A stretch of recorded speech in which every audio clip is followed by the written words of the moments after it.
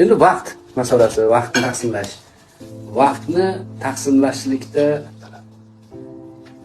barakotli fursatlar bor. Inna Qur'anal fajri kana mashhuda. Qur'anal fajri kana mashhuda. Fajr barakotli payt. Fatahajjad bihi nafilatan lak. Tahajjud barakotli.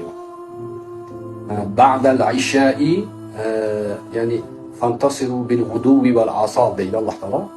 Bunga o'xshagan, mana shunga o'xshagan vaqtlarni taqsimoti bor. Xufton namozini o'qidingizmi?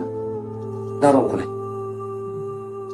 Juda muhim ish bo'lmasa, dedi mayda chunda dars, shunaqa narsa bo'lmasa, qiling. Nimaga? Hozir xuftonni 9 da o'qib bo'lyapmiz. 9 uxlang, nima bo'ladi? 10, 11, 12, 1, 2, 5 soat. Boring 3, 6 soat. Bo'l, sizga 1:70. Turing 3 da. 4, 5 gacha o'zi Qur'onni yaxshi o'qiydigan odam 15 minut, 20 minutda bir pora o'qiydi. Qolgan paytda tahajjud o'qiysiz. Qolgan paytda dars qilasiz, suhbat eshitasiz, ta'lim qilasiz. Bu bomdodgacha. Bomdodda o'qigandan keyin uxlamang. Yana bitta o'qib bering. Yo'shmang menga ham shu.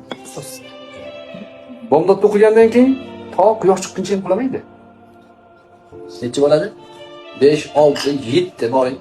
8. Keyin bo'ldi, hech narsa kitobga ham qaramang, biznesingizni qiling, ishingizni qiling. Bo'ldi, siz hayotingizda barakatli vaqtni jilovlab oldingiz. Kunlik bo'lsin shu. Televizorni yoqsangiz,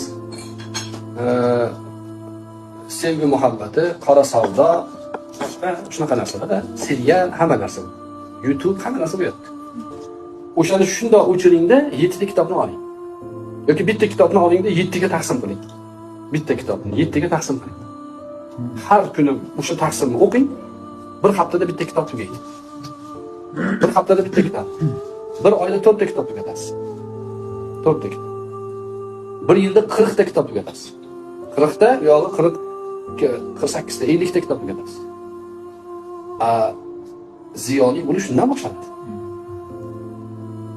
Siz deyli kitob, masalan, odamlar aytadi-da, qachon kitob o'qishni ulgurasiz? Bir joyga o'tirib olib, hamma umrni kitobga bag'ishlash shart emas.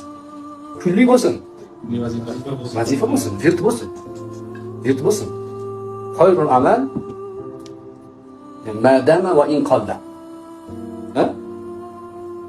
Eng yaxshi amal oz bo'lsa ham davomiy bo'lib turgan. Doimiy bo'lib turgan. Shunaqa qilish kerak. Keyin peshindan keyin agar imkon bo'lsa, ana 6 soat uxladingiz-ku, 2 soat qo'shib qo'ying. 1 soat qo'shib qo'ying.